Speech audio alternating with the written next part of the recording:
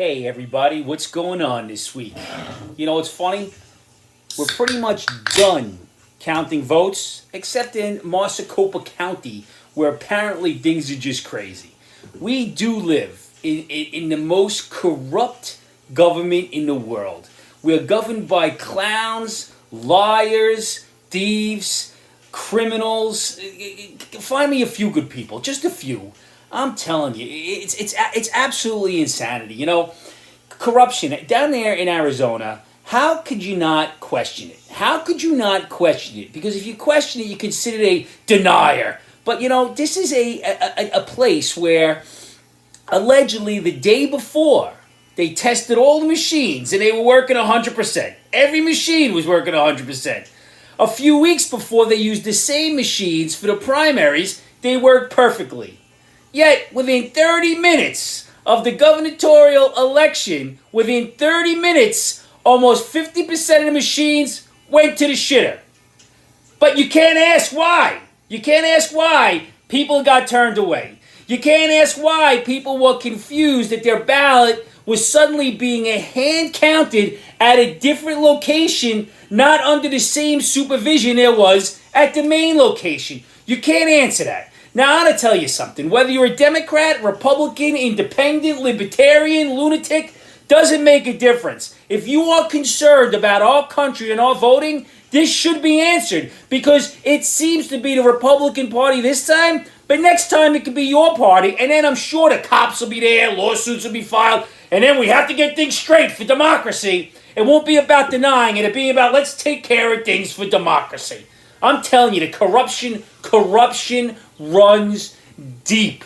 You know, it seems like the Republicans win on election day, but lose 4 or 5 days later when the votes are finished counting and the Democrats win by the most narrowest margins in places where there's the majority mail-in voting. I'm just saying, this seems to be a theme of the last few elections. I mean, can we just get out and vote on one day? Really, I don't understand. I'm drinking a little Truly fruit punch. If the Democrats are so hell-bent on saying these are free, fair elections, they are safe, why are they looking at changing? It kind of contradicts what they're saying. But once again, criminals and liars, it's the same thing. And then we have guys in office like John Fetterman. John Fetterman, stroke patient. Nothing against him. He could be a smart guy, but we don't know. He had a stroke. You know, he had some things he had going on, but this is what he said. And this is right out of the Kamala Harris AOC Handbook of Stupid. This is what he said. I believe, if my doctor believes that I am fit to serve, and I believe that, again, that my doctors, the real doctors, believe, they all believe that I'm ready to serve, that's what I believe is where I'm standing. You ought to play a drinking game. Every time he said believe, it's 1, 2, 3, 4, 5, 6 believes. That would be my whole drink right here. I wouldn't get through this podcast. It really is nuts. Then again, we keep going back to the lunacy between the two parties. You have one party who said if they won it all, they were going to codify Roe, they're going to codify same-sex marriage, they're going to change every law that they believe in, and they're going to codify it so the Supreme Court can no longer have checks and balances. They're going to do that. They're going to get rid of the Electoral College because they believe the popular vote should be it. Not that we're a republic, but should be the popular vote. They're going to get rid of the Electoral College. And then they're going to add more justices to tilt the balance in their favor. But yet they're ranting and raving, more than my rant and raves, that the other side is authoritarian and they want to rule everything by sheer power. Seems kind of contradictory, don't you think? I don't know. Then we have this Democratic representative, I don't even know her name, a black woman, I don't know, she'd be a very nice woman, but she got up in front of Congress and said, if the black folk had their reparations, they would have been less susceptible to COVID. I mean, how does that work? The more money you have, you don't get sick? Give people a couple grand, $1 million, they're not going to get COVID? I hate to tell you, that's not how the virus works. It didn't check your bank account first. Well, what are we doing? And then, my God, today is Joe Biden's birthday. President Biden's birthday, 80th birthday. Good for him, man. They say he's the first octogenarian in office. I say he's the first dementia patient in office. I mean, tomato. I really guess it's your point of view, your outlook here.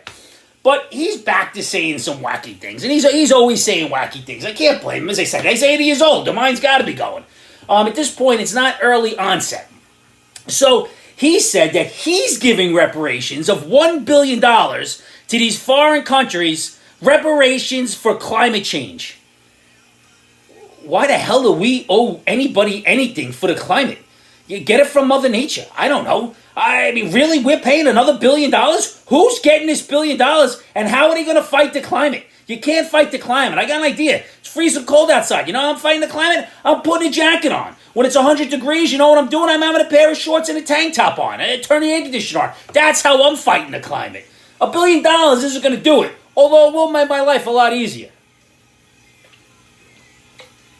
Then, Joe, he said that if any bills come in his desk that is sponsored by Republicans, he's automatically vetoing them. This is a man who wanted to bring things together, unity, bipartisan, but he already said he's not even looking at them, veto. In fact, he went as far as, if you remember about a month ago, he said COVID is over. Just made a statement, the government said COVID is over. So the Senate votes on ending the COVID national response, and the vote was 62-36. It was actually bipartisan. It actually was. I don't know how they did it. 62-36, Joe said, veto, not accepting it. Maybe he forgot he said COVID was over? I'm really not sure. But again, we're run by clowns. Whoever's pulling his puppet strings is trying to get him out there for another 4 years.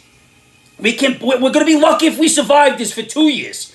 The government right now is looking into Ticketmaster and the Taylor Swift ticket debacle. Not inflation, not high gas prices, not anything of any importance. Let's see why Taylor Swift tickets cost so much. You know why they cost so much? Because Taylor Swift wanted them that high. She works in a certain percentage of getting tickets and sets the prices. You want to talk to somebody? Talk to Taylor Swift. Stop wasting our money on our time at ticket sales. If the tickets are too high in price, don't go. Very easy. Very easy. Very, very easy. You know what? You don't like things, and this is what I don't understand. Apparently, President Trump is going to be back on Twitter, and there's a big outrage from the people on the left. How dare this man incited an insurrection? He's mean. Mean tweets are back. You know, how are we going to let this happen? Great idea. If you don't like it, stay off Twitter yourself. It really is pretty easy. Stay off Twitter yourself then. I don't understand. Now we get a little closer to home. I know Halloween is over. My wife said she had all Halloween candy in a bag. And I said, what do you do with this Halloween candy? She says, you know what? I've been reading a lot of things about the Halloween candy this year. I don't want the kids to have them. You could eat them if you want. So I think my wife's back to wanting to kill me. So if I die of a poisoning that nobody can pinpoint it on, it could be some M&Ms or a Snickers or a Milky Way. Don't know. But it's not okay for the kids. But yeah, you could have it. You could have it. Maybe my immune system is a little better than theirs. I'll tell you, the whiskey probably counteracts everything. That's why I haven't got COVID yet, which they're still all waiting for me to get. Cheers. Here's a question. Everybody knows this, that I got 3 squirrels running around the house. The oldest one is 23. I just want to know, for all my fellow fathers out there, when did it change? When did it change from dad to bruh? When did the change occur? I don't know. First of all, my 23-year-old doesn't understand man strength, which he's going to get manhandled very soon one day. He's getting a little handsy. And he said something to me the other day, yo, bruh. I don't understand. When did it change? When did I become bruh instead of dad? I don't know. One good punch. I don't want to break his face, though. That'll probably get me in a lot of trouble. Now, the other one, the other squirrel at home, I don't know if you remember this story a week or two ago, didn't want to go to the hockey game with me. It bitched and moaned about it, didn't want to go. So the other day he says, you know what, Dad? If you want, I'll let you take me to Dave & Buster's. So I got that going for me. He'll let me take you there. He said, I'll let you take me to the comic show this weekend. We went because I wanted to go too. But he's letting me take him to places that he really wants to go, that Mom has no interest in going. So he's smart enough to get me off that bottom tier to do some other things now. I'll take it. I'll take what I can get. I don't know. Here's another one. Justice into today's society. Can anybody explain to me, just explain to me, how a woman who threw a Molotov cocktail in in a cop car that had cops in it. Gets 15 months in jail. Yet a dude who was in the Capitol, January 6th, no weapons, no violence, stole a bottle of booze from somebody's office. There's not one single thing else that he did. No violence, didn't break anything. The door was open. He grabbed the bottle of whiskey and he left. Guy got 3 years. 3 years. It's a hefty price for a bottle of whiskey, I'm telling you that. You would think that attempted murder would be a little more. I'm telling you, that's what they think of the police officers. That's okay. They would have been better off going to their house and stealing a 6-pack. I got a question for you. When is a trans man no longer a trans man? I'll tell you. Big trans activist goes to jail for something. Don't know what this trans man went for, but he gets sentenced and goes to a men's prison. Suddenly, hey, I'm not a man. I don't got the parts. Follow the science. So when you got to go to a man's prison as a woman, suddenly you're not a man anymore. Funny how that works. How the science must have evolved. Again, if you don't have a penis, you are a woman. If you were born with a penis, you are a man. It's just the packaging. That's all I'm telling you. I've been saying it for months. My God. But I tell you, there is some hope. There is some hope for humanity. Hope for humanity. I read a story the other day where there was an old lady on the bus and she gave up her seat for a pregnant man. Isn't she lovely? What are we getting to in this world? It's all gone crazy. Now I'm going to end this one with a short one. Give you a little advice here. Dear Angry Mac, my boyfriend does a big annual college reunion with about 16 of his friends at a lake house. It is too long for me to stay. I do not enjoy myself. I would like to go and be the supportive girlfriend, but I am not going to have a good time, and I am afraid I'm going to bring him down. There are too many people there. How should I handle this? Don't go. Is this really a question? I'll tell you what. If I was going on a reunion with all my friends and my wife said, listen, dude, I don't want to go and ruin your time, I'd say, thank you very much. Here's a big kiss. I'll bring you home a gift. Thank you. Go have a drink. Here's a couple $100. Order out every night. Thank you for the freedom. Don't go. He will be thankful. And that's that. Speaking of thankful, it's Thanksgiving on Thursday. Everybody be thankful for what you have. And I say it every week. I know that I read about this. Life is crazy. Who the hell knows what's going to go on tomorrow? My uncle's in the hospital right now with some heart issues. They can't operate. He's going to have to be on medicine. Hopefully God takes care of him. He should be all right. He's a strong man. He's too stubborn to let anything else take him. So I'm confident that he'll be all right. But here's the main idea. The main idea is tomorrow's not guaranteed. Your health is not guaranteed. Your life is not guaranteed. Tomorrow is not a given.